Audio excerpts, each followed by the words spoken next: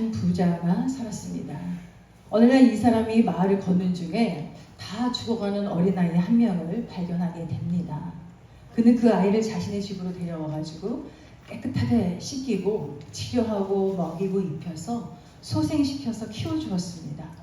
그래서 그 아이도 충실하게 이 부자를 섬기고 집안일을 도왔습니다. 몇 년이 지난 어느 날 이 사람은 또 길을 가다가 아프고 굶주린 어린아이를 또 한 명 데리고 와서 극진하게 보살펴주고 치료해 주었습니다. 아이 또한 부자의 은혜에 감사하면서 부지런히 집안일을 도왔습니다. 그런데 이상한 것은 나중 아이가 들어옴으로써 자신에게 돌아오는 부자의 신망이나 사랑의 몫이 줄어들었다는 생각이 먼저 아이의 마음속에서 생기기 시작한 것입니다. 그래서 그 부자를 섬기고 집안일을 하는 것보다 게을러지고 또 자신의 마음대로 모든 일을 처리하는 경우가 많아지게 되었습니다. 그래서 마침내 부자가 이 아이를 불러가지고 다음과 같이 이야기를 합니다. 이제 너의 마음에 그 고마움이 없으니 이 집을 나가도록 하여라. 본문의 말씀은 천국 비유라고 일컬어지고 있습니다. 이 말씀은 현대인이 보기에는 언뜻 이해가 되지 않는 말씀인 거죠. 아침부터 일한 일꾼의 삭과 저녁 한나절, 1시간 정도 일한 거잖아요. 한나절도 아니고 1시간 정도 일한 사람의 일당이 같으니, 그러나 이 말씀에서 중점을 두고 살펴야 하는 것은 집주인이 품꾼으로 써주는 이가 없어서 장터에서 그냥 놀고 있는 사람들을 자신의 포도원으로 불러들여서 일거리를 주었다는 거예요.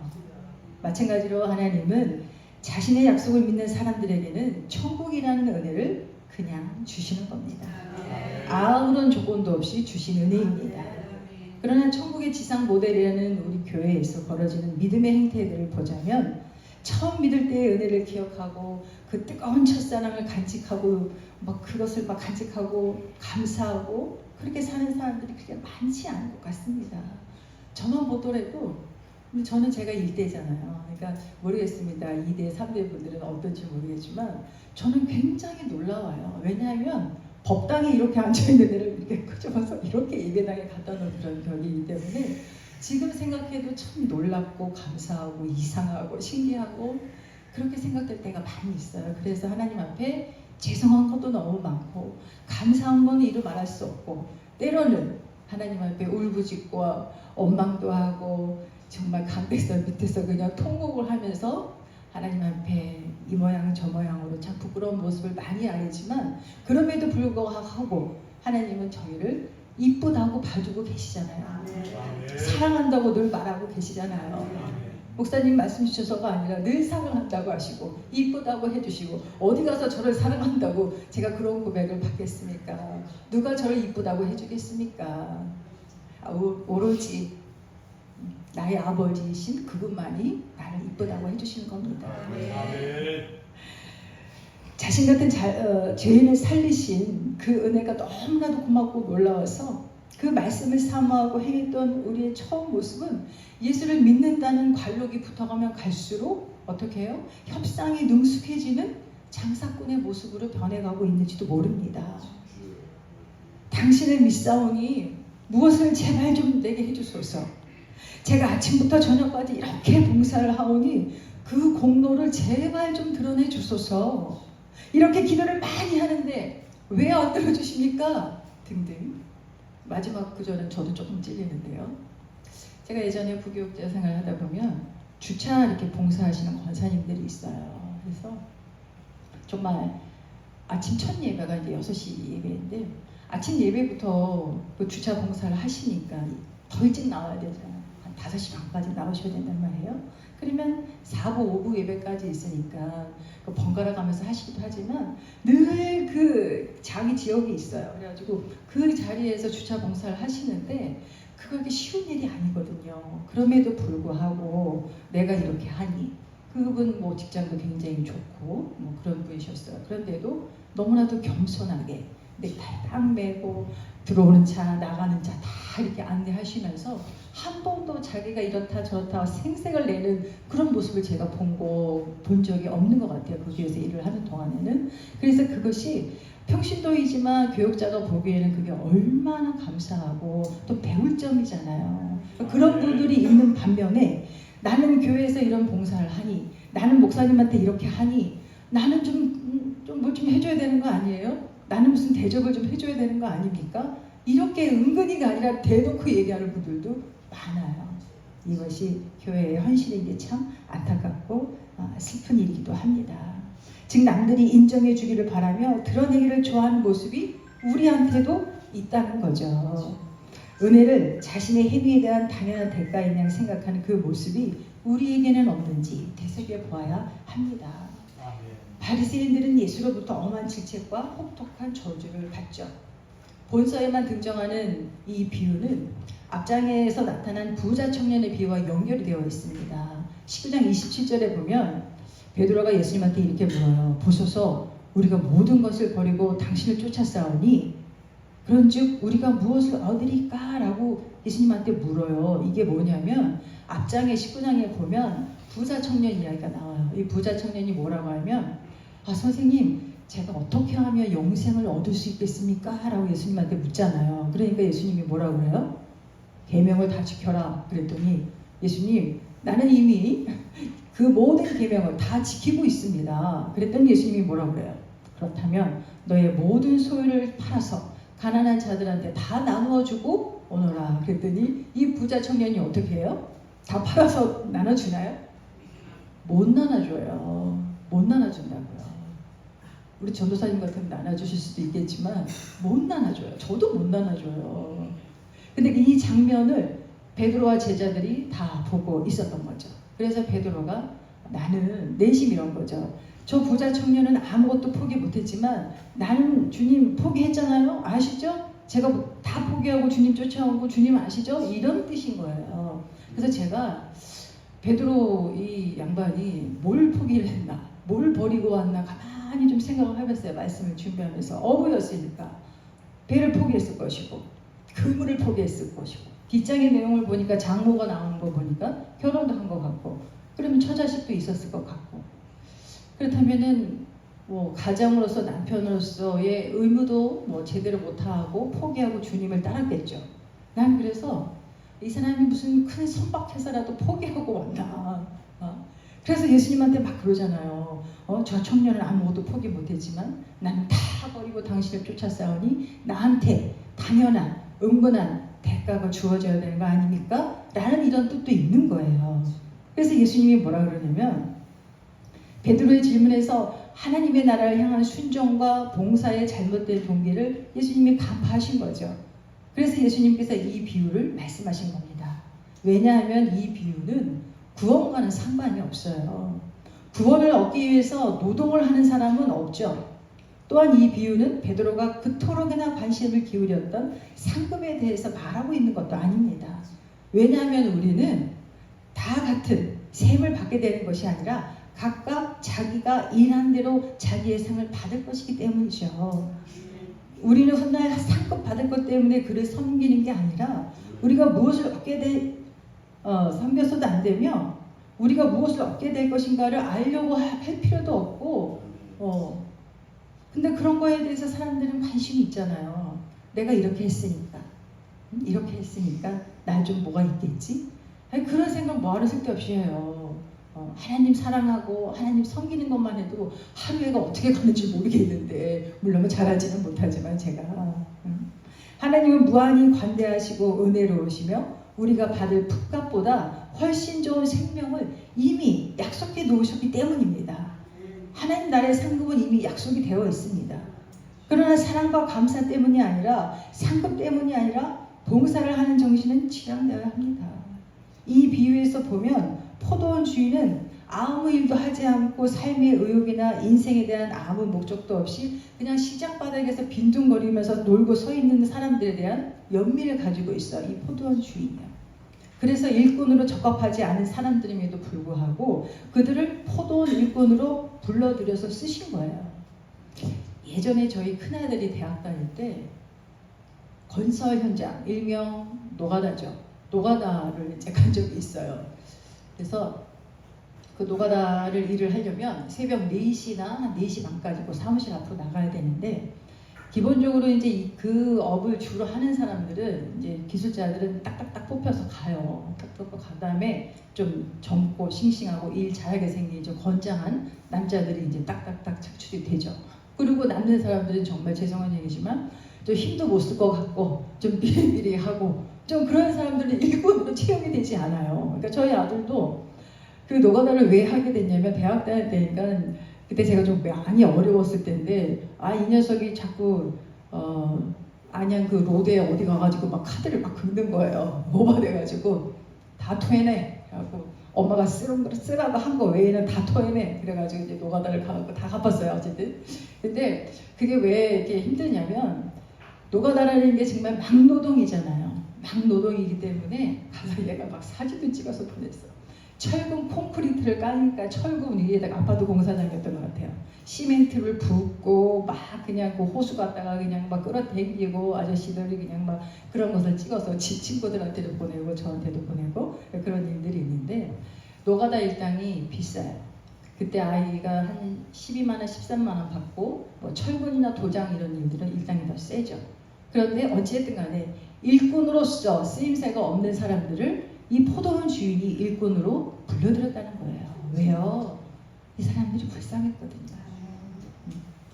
그러므로 하나님 나라가 은혜의 나라임을 분명히 아는 자들에게는 기회가 주어졌을 때에 기꺼이 봉사하겠다는 태도가 봉사하는 기간보다 훨씬 더 중요할 것입니다. 누가복음 15장 29절의 탕자의 비유에서는 집에서 아버지를 섬겼던 아들이 어떻게 해요? 동생 탕자를 대하는 아버지의 태도를 보고 아버지에 대해서 막 이의를 제기하잖아요. 불만을 막 그냥 터뜨리면서. 본문의 내용도 뭐냐면 먼저 와서 일한 자들이 이의를 제기하잖아요. 나는 하루 종일 일했어. 아침부터 저녁까지. 말하자면 예를 들면 9시부터 6시까지 열심히 일을 했는데 쟤네들은 기껏 해야 1시간 정도 일을 했는데 나하고 일당이 같아?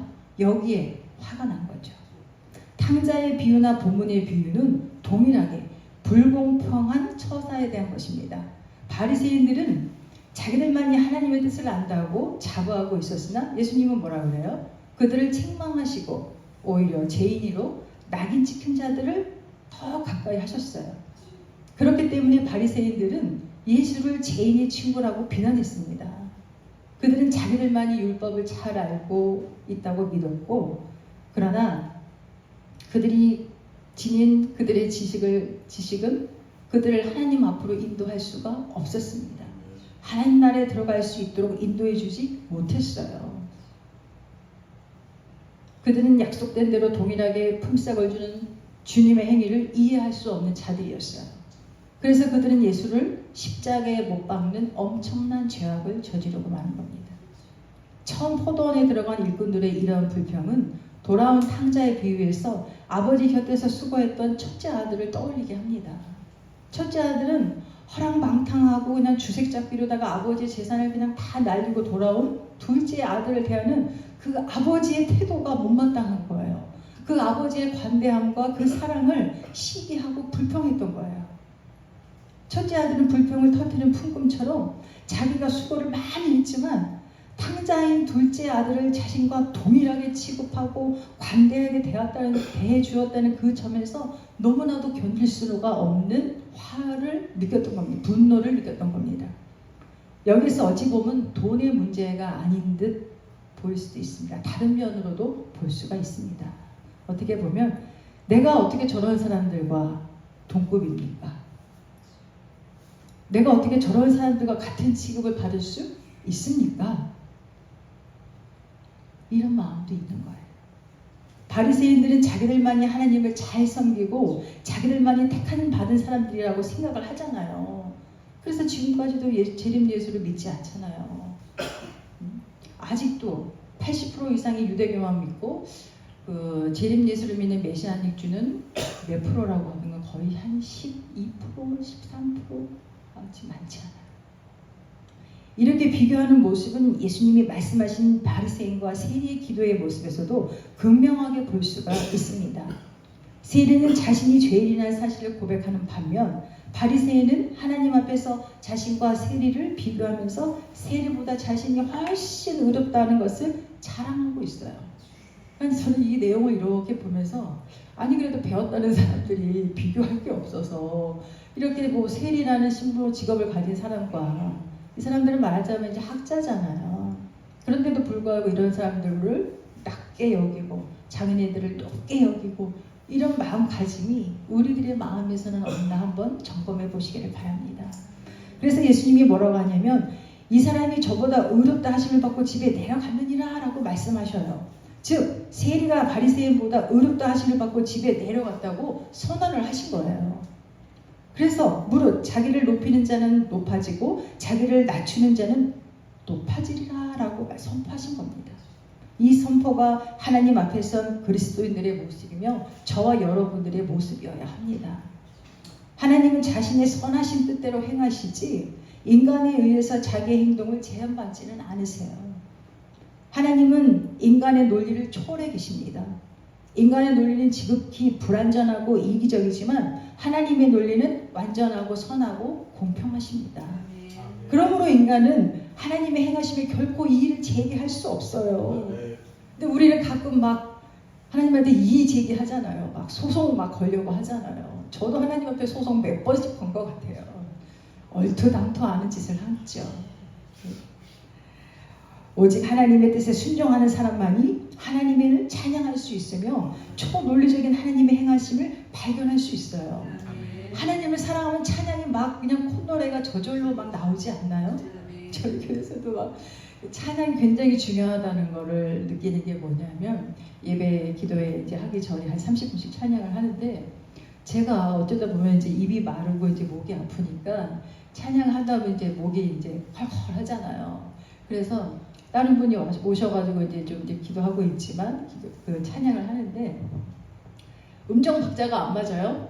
음정 박자가 안 맞지만 그래도 또 그 나름대로 또 그냥 은혜를 받고 그냥 삑사리가 나든 뭔 사리가 나든 너무나도 그게 감동을 받아서 또 울고 막 하시는 분도 굉장히 많아요. 그 음정 박자가 따로 노는데도 불구하고 그 감동이 하나님께서 불러주셨다는 그 은혜에 너무나도 감사해서 대성통곡하고 그 은혜의 시간을 만끽하는 분들이 있다는 거죠.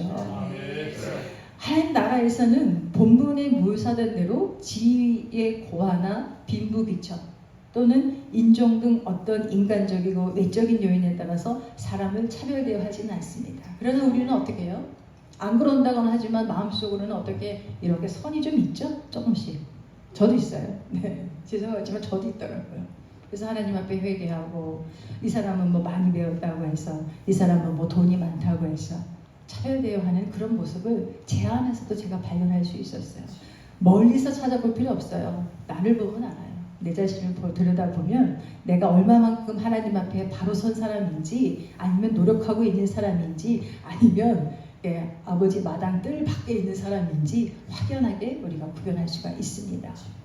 오직 그 나라에 들어가는 모든 사람이 하나님 앞에서 동등한 입장에서 동일한 선물을 받습니다. 우리는 다만 그 행위에 따른 상급은 다를 수 있을지라도 구원이라는 측면에서는 아무런 차이가 없다는 거죠. 근데 사람들은 착각을 하잖아요. 무슨 큰 공로를, 무슨 큰 뭐 헌신을, 무슨 큰 봉사를 해서 하나님이 뭐 구원 주는 건가요? 그렇지 않잖아요.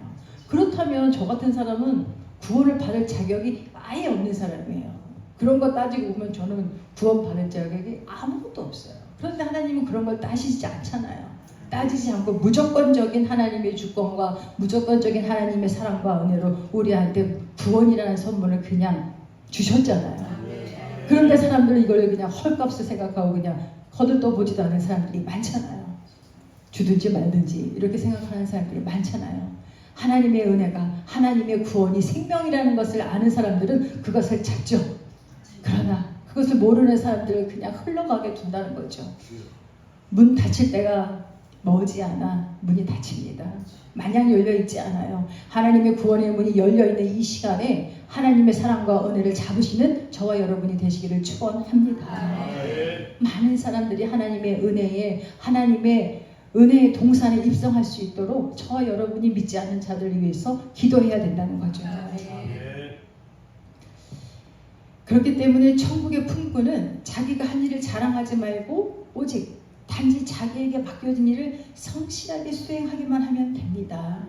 그 후 모든 판단은 하나님께 맡기고 하나님의 영광만이 나타나기를 기다리면 되는 것입니다. 하나님의 뜻대로 부르심을 받은 성도들은 현재의 교회의 영원한 실제인 하나님 나라를 위해서 열심히 일할 의무가 있습니다. 하나님께서는 예수 그리스도를 통하여 성도들에게 구원을 베푸셨습니다. 그런데 사람들이 그게 은혜라고 생각하지 않고 그게 생명이라고 생각하지 않잖아요. 여기에서 문제가 되는 거잖아요. 그런데 따지고 보면 가만히 생각해 보니까 그 하나님의 사랑과 은혜와 구원도 누릴 만한 사람이 꼭 누리더라고요. 죄가 깊으면 은혜도 깊다고 죄 많은 사람들이 하나님의 은혜에 풍당 빠지는 것을 저를 포함한 저는 많이 경험을 했습니다.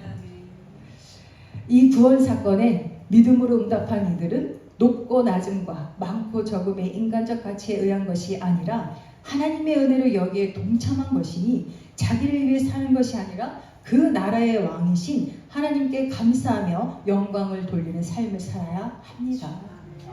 교회의 봉사는 인간적인 수준으로 측정되지는 않습니다. 그렇다고 봉사를 하지 말라는 얘기는 아니죠.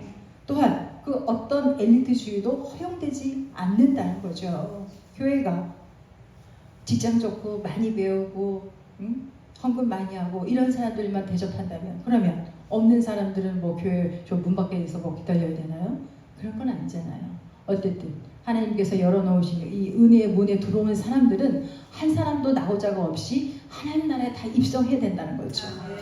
그러나 교회에서 실족하게 하는 일들이 많이 있잖아요. 그 안에서 믿음으로 우리는 승리를 해야 합니다. 이것이 바로 교회가 하나님 나라를 증거하고 나타내고 있는 것이기 때문에 우리는 그 증인들이 되어야 하는 것입니다. 따라서 교회와 성도들의 섬김을 통해서 영광을 받으시고 누리시는 분은 교회에 먼저 들어온 자들이 아니라 바로 하나님 나라의 주인이시며 왕이신 하나님이 한 분뿐임을 잊지 않는 저와 여러분이 되시기를 주님의 이름으로 축원합니다.